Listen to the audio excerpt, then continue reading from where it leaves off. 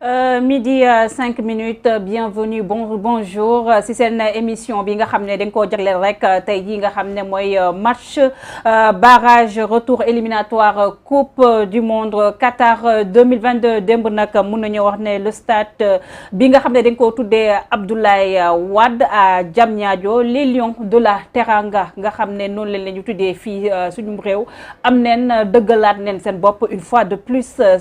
devant les pharaons d'Égypte mu nekkoon benn match boo xam ne mun nañoo wax ne bëri woon trop ay suspense mun nañu wax ne sax carrément Lions yi à l'arraché la ñu gagné bi les match loolu moo tax tey jii nag pour waxtaanee lépp rek loo xam ne ñeel na boobu les match ces moments forts ak yi nga xam ne gis neen supporters yi ñëw neen defee ko si boobu les événements les Lions aussi wane fi aussi seen ak Pape xarañte lu moo tax j'ai le plaisir de partager aujourd'hui ce plateau avec deux grands exceptionnels. Il s'agit de l'international Mbaye Sène ku ko xam ko si wàllum football ak tamit kii nga xam ne mooy Pape Ousmane Cissé nga xam ne tey jii maa nangu place am ngir rek waxtaanee rek lépp rek loo xam ne ñeel na boobule match yi si noonu rek lay dooree jëlee nuyu bi rek dooree ko ak suñu invité salaamaaleykum Mbaye Sène. maaleykum salaam waa Sénégal 7 di la nuyu di nuyu aussi Pape Ousmane Cissé di nuyu aussi seen téléspectateurs yi ñu di suivre encore une fois di rafetlu accueil bi wax ni le professionnalisme encore et di kontaan ñëwaat fii nii di fekk si nag Pape Ousmane Cissé ak waa kër gi. fii mu ngi bëgg a nekk sama kër ndaxte du guleet mu ñëw fii et du une deuxième ni une troisième fois ma fi ñëw. merci beaucoup Pape Ousmane. waaw Ndiap maa ngi lay nuyu. maa ngi la di kontaan comme ni nga ko waxee bokk ak yow jotaay bi moom ñun ñëpp ko bokk. kër gi la sotti ceeg def ci surtout que am ku mel ni l'international Mbaye Sène nit ñi di ko bàyyee xel faaw ñu def débrief bu exceptionnel bi ci anam bi ñuy nuyu à internet yi nga xam dañuy bàyyee xel. ci fii ci réew mi ak ci bitim réew. Pape Ousmane nga doxal wala ma doxal avec l'international. nu la neex. Mbaye démb match bi neexoon na. gannaaw rek ba ñu demee woon Égypte ñu gis ne carrément beaucoup de Sénégalais xawoon nañ découragé voilà mais dafa mel ni comme les Lions gën nañ dëggalaat seen bopp si kanam ñi nga xam ne ñooy les pharaons d'Égypte ban jàngat nga ciy def. ndoo xam nga njàngat gi ma ciy def mooy ba ñu jógee fële ca Cameroun. finale bi le 6 février 2022 une date historique parce que ci le Sénégal di dugg ci histoire de remporter cette 33e édition de la Coupe d'Afrique des Nations. muy une première. ba ñu génnee foofu j'avais des confrères ak ay sax ñi may tàmm di waxtaanal xam naa sûrement am na si ñoo xam te ñu ngi suivre émission bi. dama leen ne woon Égypte duñ ko gagné ñetti yoon. après waaw dama ne Égypte duñ ko gagné ñetti yoon. nga tegoon ko fan. waaw parce que équipe bu mag la. et comme VAR léegi dafa xew.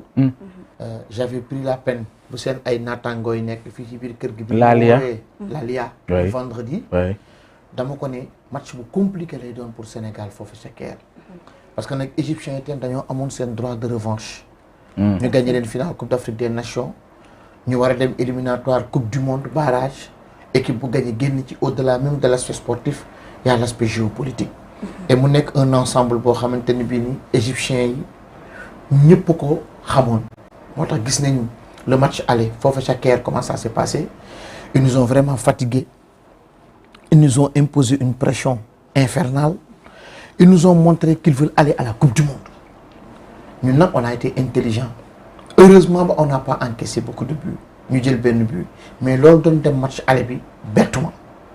retour bi nag encore une fois seen naataangoo beneen wooma du Lalia keneen góor la dama ko ne man gëm naa ni xale yi dañuy qualifier li tax ma gëm ni xale yi dañuy qualifier parce que ànd nañ ci ak détermination ànd nañ ci ak envie et ñoom itam dañoo bëgg a bind seen histoire ci page bi et loolu pour def ko il faut ci grand match yi nga génn ci le grand jeu et loolu tey ils l'ont compris ñu ngi surfer sur cette dynamique positive bi nga xamante ne bi am nañ ko depuis le mois de février et loolu jàpp leen et ñu xam nag ni tout un peuple est derrière eux mais foofu dama fay taxaw tuuti féliciter encore une fois le peuple sénégalais. Hier ils ont vraiment démontré que ni ils étaient des 12e gaynde. tout au long de la rencontre. Ils ont été constants. Ils n'ont pas arrêté de supporter les 11 acteurs qui étaient sur le terrain et alors ça prouve que ne am na benn fibre am na loo xamante ne bii ni ñu ngi koy montrer bravo aux supporters bravo aussi à la fédération sénégalaise de football parce que tey ñoom ñoo indi li nga xamante ne moo tax ba lii mun a ne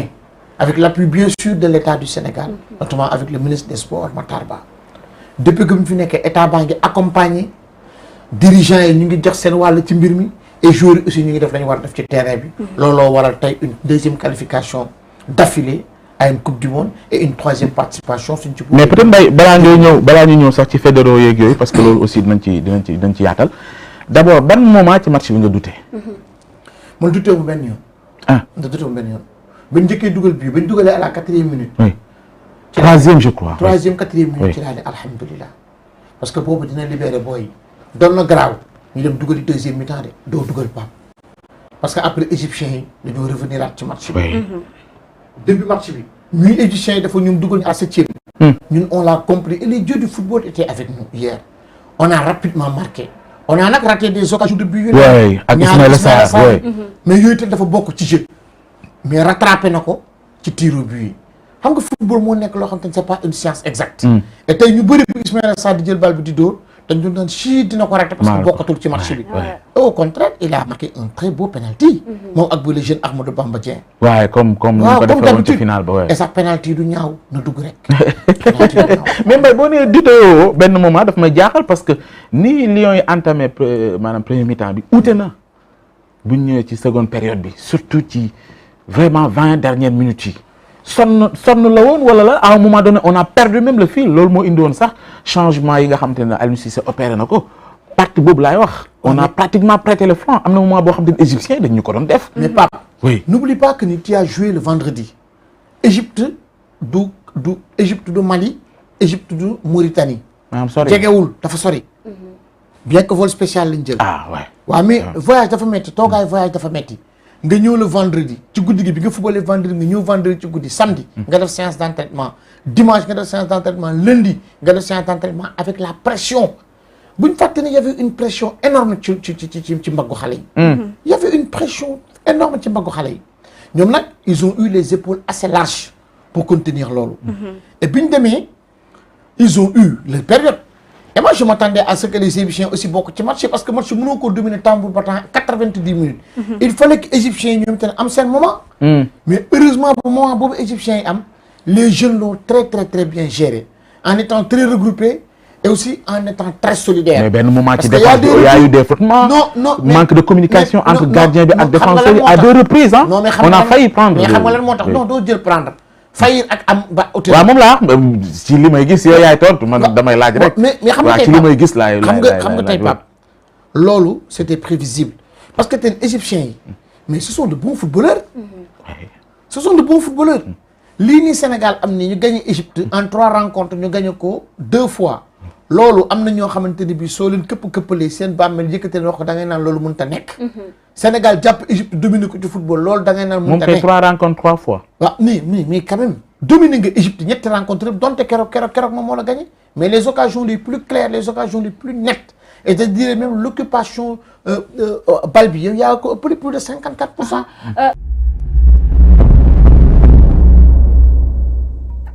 cheetetetet mais yow sawaay yow fu ñu la fekk yaa ngi ci kanamu ordinateur bi wala sa kanamu tablette ba sa téléphone portable lu xew mais damay lire ay information